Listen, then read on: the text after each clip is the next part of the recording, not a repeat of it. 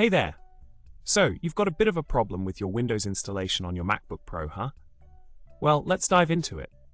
You mentioned you're looking to upgrade to Windows 11 but are facing some hurdles due to TPM 2.0 requirements. It seems you're unsure about creating a bootable USB using Rufus because of bootcamp support tools potentially causing issues. Tricky situation for sure. Let's talk about the solution, shall we? Turns out, Microsoft has acknowledged that Windows 11 can indeed be installed on computers lacking TPM. Some clever folks have managed to install Windows 11 on various Intel Macs, including models like the 2018 Mac Mini and even a 2007 iMac with a memory upgrade.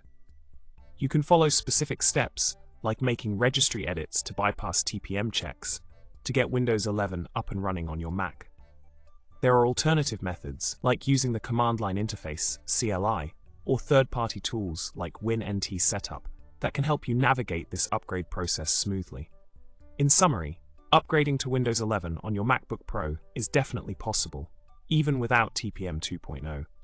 You have a few different methods at your disposal, from registry tweaking registry to utilizing CLI tools or third-party software. Give these approaches a shot, and you'll be enjoying all the new features of Windows 11 in no time. Good luck with the upgrade, and remember to subscribe, like, and comment below with your thoughts. Happy computing!